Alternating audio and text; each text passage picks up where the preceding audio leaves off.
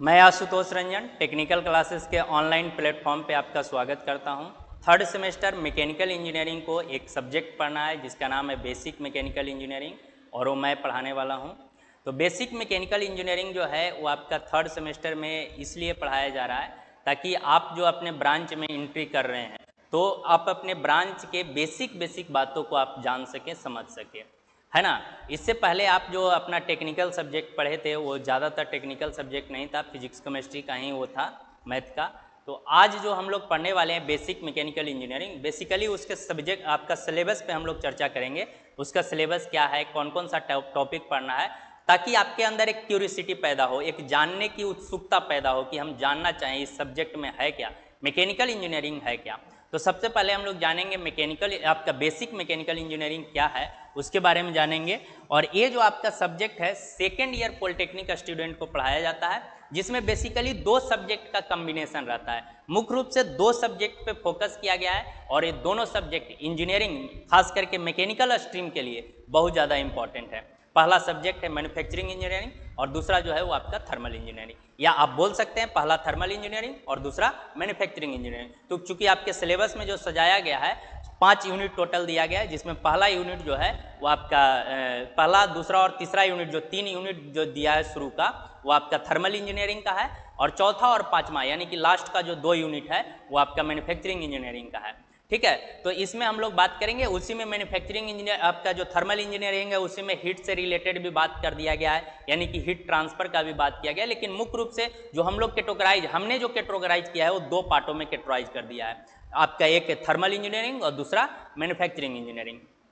दोनों के बारे में हम लोग समझेंगे। यहाँ पे हमने लिख भी दिया है कि दो आपका पहला जो है 2 पार्ट्स में ये आपका किया गया है, 2 पार्ट्स में पहला जो है thermal engineering and manufacturing engineering. Thermal engineering मतलब क्या है, थर्मल का मतलब होता है आपका बहुत सारा जो फॉर्म ऑफ एनर्जी है उस फॉर्म ऑफ एनर्जी को ट्रांसफर करना one form to another form में। जैसे सिंपल सा आप इंजन देख रहे हैं, आप गाड़ी देखते हैं, बाइक या ट्रैक्टर या जो भी आप कार, मोटर कार जो भी देखते हैं, उसमें एज ए फ्यूल आप केमिकल एनर्जी डालते हैं, केमिकल एनर्जी हीट एनर्जी में कन्वर्ट होता है और उस हीट एनर्जी से आप गाड़ी को मूव करवाते हैं, यानी कि आपका काइनेटिक एनर्जी में उसको कन्वर्ट कर रहे हैं। तो एक फॉर्म ऑफ एनर्जी को आप दूसरे फॉर्म ऑफ एनर्जी में कन्वर्ट करना थर्मल इंजीनियरिंग का है। तो इसमें हम लोग इसके आईसी इंजन के बारे में भी जानेंगे, यानी कि इंटरनल कंबशन इंजन के भी बारे में जानेंगे, सिलेबस में ये डिस्कस किया हुआ है। दूसरा जो है मतलब आपका स्टीम के प्रॉपर्टीज के बारे में जानेंगे, स्टीम कैसे जनरेट होता है उसके बारे में जानेंगे, फ्लूइड मैकेनिक्स के बारे में, टरबाइन, इंटरनल कंबशन इंजन जो आईसी इंजन हमने बोला था, इंटरनल कंबशन इंजन के बारे में जानेंगे, हीट ट्रांसफर, रेफ्रिजरेशन और एयर कंडीशनिंग कंप्रेसर के बारे में जानेंगे। दूसरा जो मैन्युफैक्चरिंग इंजीनियरिंग है, मैन्युफैक्चरिंग इंजीनियरिंग में हम लोग डिस्कस करेंगे बेसिक मैन्युफैक्चरिंग प्रोसेस का, जिसमें आपका क्या आ जाएगा, casting, welding, machining, machine tool etcetera. Casting का मतलब है आपको सिंपल सा मतलब इसका यदि देखिए तो ढलाई करना होता है। मतलब कोई भी मेटल पीस को हम लोग क्या करते हैं, मोल्टेन फॉर्म में लाते हैं, मतलब उसको लिक्विफाइड कर देते हैं और लिक्विफाइड करने के बाद उसको हम लोग एक जो आपका कैविटी बना हुआ रहता है, सांचा बना हुआ रहता है, उसमें हम लोग उसको पोरिंग करते हैं और उसके बाद उसको ठंडा होने के लिए, कूलिंग के लिए छोड़ देते हैं, तो वो सॉलिडिफाई हो जाता है, जम जाता है, तो उसको हम लोग क्या बोलते हैं, कास्टिंग बोलते हैं। तो कास्टिंग भी एक मैन्युफैक्चरिंग प्रोसेस है। बेल्डिंग, बेल्डिंग मतलब आप लोग सब हर जगह देखे होंगे, आपका आर्क बेल्डिंग जनरली होते हुए देखे होंगे या गैस बेल्डिंग देखते होंगे। इसमें ये क्या है, एक तरह से फास्टनिंग चीज है, फास्टनिंग करने का डिवाइस है, मतलब दो चीजों को आपस में जोड़ना है, परमानेंट जोड़ना है, तो हम लोग बेल्डिंग करते हैं। तो बेल्डिंग के बारे में भी समझेंगे। मशीनिंग, मशीनिंग में आप डिफरेंट टाइप के मशीनिंग देखते हैं, जिसमें आपका लेथ मशीन आता है, जिसको लेथ मशीन को हम लोग पेरेंट्स ऑफ मैकेनिकल इंजीनियरिंग भी बोलते हैं, मतलब मैकेनिकल इंडस्ट्री का एक तरह से गार्जियन बोला जाता है, उसको माता पिता इसको बोल सकते हैं।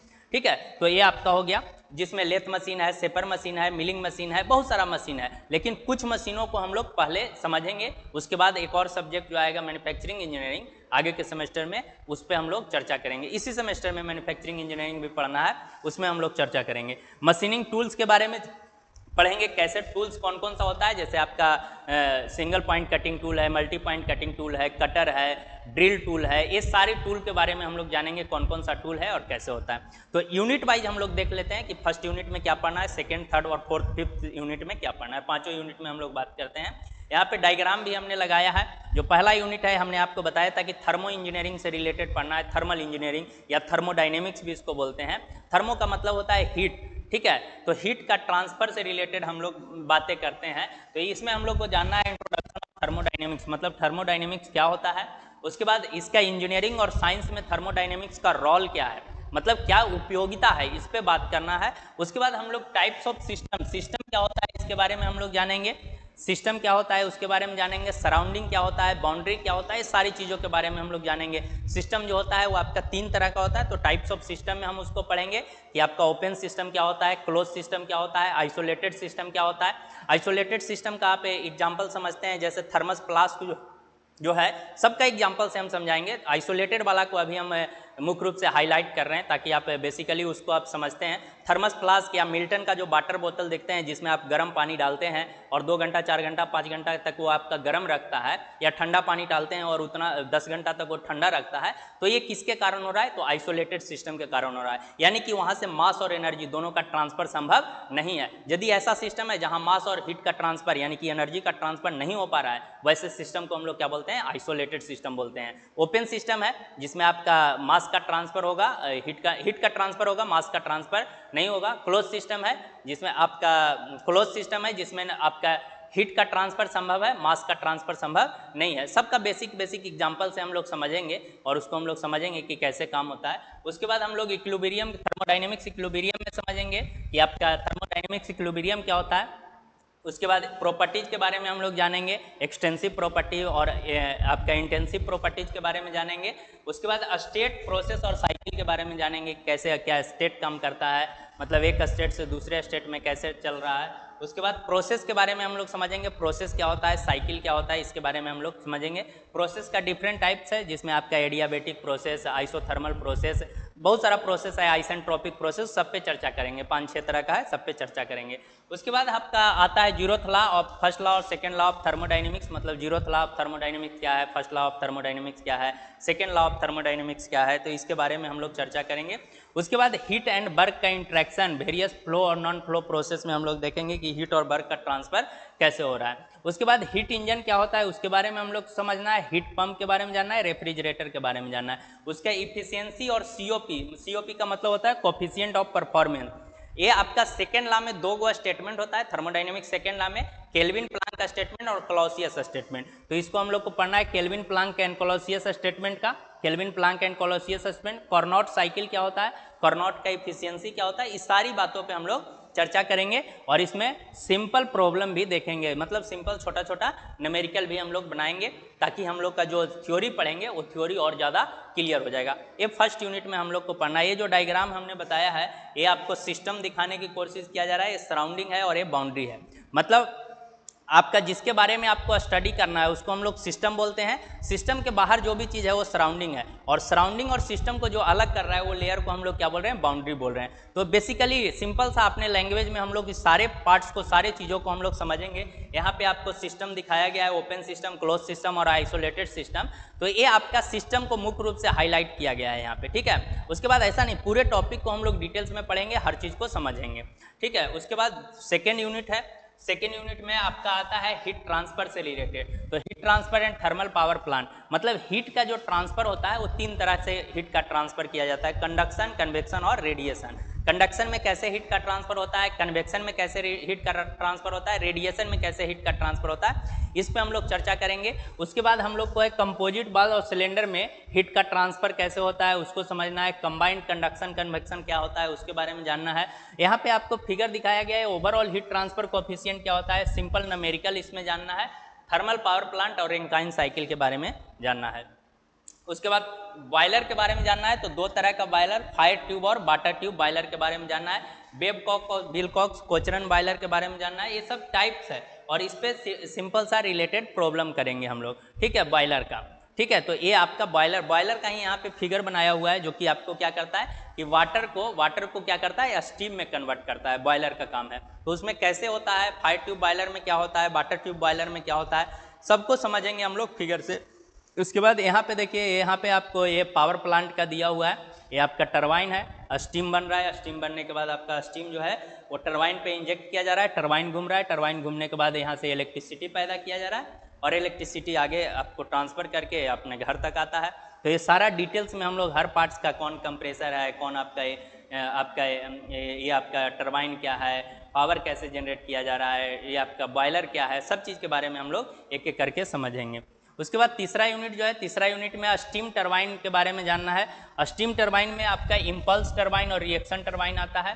कंडेंसर के बारे में जानना है, जिसमें जेट और सरफेस कंडेंसर, कूलिंग टावर के बारे में जानना है, कूलिंग कैसे करते हैं उसके बारे में हम लोग को समझना है। और 3.2 में internal combustion engine and refrigeration के बारे में जानना है। मतलब आपका इंटरनल कंबशन इंजन मतलब कहने का मतलब है जो आप व्हीकल रोड पे देखते हैं, जो गाड़ी चलते हुए रोड पे देखते हैं, वो गाड़ी कैसे चलता है, उसका इंजन कैसे काम करता है, उसके बारे में हम लोग समझेंगे, डिटेल्स में समझेंगे। कैसे फ्यूल जाता है, कैसे आग लगता है, कौन सा प्रोसेस होता है, मतलब सक्शन कौन सा, सक्शन स्ट्रोक कौन सा है, कंप्रेशन स्ट्रोक कौन सा है, आपका एक्सपांसन यानी कि पावर स्ट्रोक कैसे मिल रहा है, एग्जॉस्ट स्ट्रोक कैसे काम कर रहा है, तो इसके बारे में हम लोग चर्चा करेंगे। उसके बाद पीवी और टीएस डायग्राम उसका देखेंगे, ऑटो साइकिल, डीजल साइकिल और ड्यूअल साइकिल का, आईसी इंजन का 2 स्ट्रोक और 4 स्ट्रोक इंजन क्या होता है, मतलब आपका 2 स्ट्रोक इंजन और 4 स्ट्रोक इंजन जो होता है वो क्या होता है, मतलब आपका स्ट्रोक करने का मतलब है टीडीसी से बीडीसी तक का जो डिस्टेंस कवर करता है पिस्टन, उसको एक स्ट्रोक बोला जाता है। तो ये आपका टीडीसी से बीडीसी तक कभी कभी इंजन जो है 2 बार अप एंड डाउन करने पर इंजन जो है वो आपका एक पावर देता है, तो उसको डबल स्ट्रोक, आपका डबल स्ट्रोक 2 स्ट्रोक इंजन बोलते हैं। और जो आपका 4 बार में अप एंड डाउन करने पर, 4 बार मतलब 2 बार नीचे 2 बार ऊपर गया, तो 4 स्ट्रोक इंजन उसको बोलते हैं। तो इसको बेसिकली हम लोग समझेंगे किसमें पावर ज़्यादा होता है, किसमें इफिशियंसी ज़्यादा होता है, 2 स्ट्रोक इंजन को क्यों अभी कम यूज किया जाता है। जनरली जो भी आप इंजन देखते हैं सब 4 स्ट्रोक इंजन होता है। तो ये सारी बातों को हम लोग समझेंगे। यहाँ पे इंजन का फिगर बताया हुआ है, जिसमें पिस्टन है और आपका बल्ब दिख रहा है, ओपन आपका इनलेट बल्ब और आउटलेट बल्ब, तो इसमें कैसे काम होता है वो आपको बताया गया है। यहाँ पे भी आपका इंजन का ही डायग्राम दिया गया है, जिसमें कनेक्टिंग रोड, क्रैंक वगैरह सारा चीज़ दिखाने का कोशिश किया जा रहा है। ये आपका क्या है, टरबाइन है। टरबाइन में आपका स्टीम इधर से आ रहा है, स्टीम इनफ्लो कर रहा है और यहाँ से स्टीम जो है रोटेट कर रहा है और ये इसको घुमा दे रहा है, रोटेट कर रहा है। यहाँ से आपको पावर जो मिल रहा है उसको हम लोग अलग अलग टाइप से इस्तेमाल करते हैं। तो ये आपका तीसरा यूनिट रहा। चौथा यूनिट जो है, चौथा यूनिट में आपका आता है, चौथा और पांचवा यूनिट हमने जैसा कि बताया था कि ये मैन्युफैक्चरिंग इंजीनियरिंग से रिलेटेड है। तो सबसे पहले मैन्युफैक्चरिंग में आपको क्या समझना है, मटेरियल के बारे में जानना है, मटेरियल और मैन्युफैक्चरिंग प्रोसेस के बारे में जानना है। तो इंजीनियरिंग मटेरियल क्या होता है, उसका प्रॉपर्टीज, मतलब उसका आपका मैकेनिकल प्रॉपर्टीज क्या होता है, जिसमें आप जानते भी होंगे, फिजिक्स में पढ़े होंगे, elasticity, plasticity, ductility, malleability, toughness, hardness, ये सब प्रॉपर्टी जो है, ये सब प्रॉपर्टीज को समझना है क्या होता है, कैसे काम होता है, मतलब कौन सा प्रॉपर्टीज से क्या होता है। तो मटेरियल, इंजीनियरिंग मटेरियल के बारे में जानना है और क्लासिफिकेशन उसका जानना है, क्लासिफिकेशन जानना है और उसके प्रॉपर्टीज को जानना है। मेटल कास्टिंग कैसे करते हैं, मोल्डिंग कैसे करते हैं, पैटर्न क्या होता है, ये सब चीज़ों के बारे में जानना है। कास्टिंग हमने आपको शुरुआत में बताया था कि क्या होता है, ढालने का एक प्रक्रिया होता है, सॉलिडफाई करके उसको फिर आपको लिक्विफाइड करके फिर से उसको सॉलिडफाई करते हैं साँचा के अंदर, आपका कैविटी के अंदर, तो आपका क्या कहलाता है, कास्टिंग कहलाता है। उसके बाद मेटल वर्किंग में हॉट वर्किंग प्रोसेस और कोल्ड वर्किंग प्रोसेस होता है।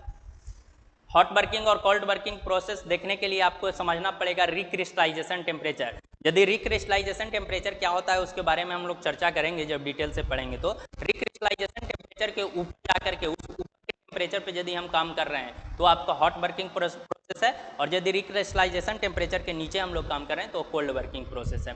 तो ये आपका hot and cold working process है। उसके बाद मेटल फॉर्मिंग में एक्सटॉर्शन क्या होता है, फोर्जिंग क्या होता है, रोलिंग क्या होता है, ड्राइंग क्या होता है, सब चीज़ के बारे में हम लोग समझेंगे। किससे क्या चीज़ बनाया जाता है, कौन कौन सा कैसे काम करता है, क्या प्रोसेस है बनाने का, ये सारे बातों पर हम लोग चर्चा करेंगे। गैस वेल्डिंग के बारे में जानना है, गैस वेल्डिंग में आर्क वेल्डिंग, सोल्डरिंग और ब्रेजिंग के बारे में भी जानना है। गैस वेल्डिंग में ये आपका 2 तरह का गैस का ये लगा हुआ रहता है सिलेंडर, जिसमें आपका एक रेड कलर का, एक मतलब रेड कलर का और या मैरून कलर भी इसको बोलते हैं, और दूसरा ब्लैक कलर का होता है।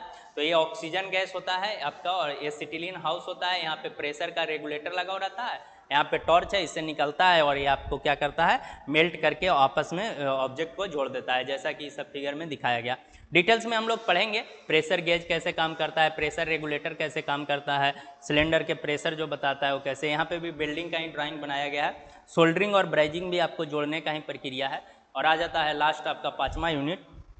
5वां यूनिट में क्या आता है, machine tool and machining process.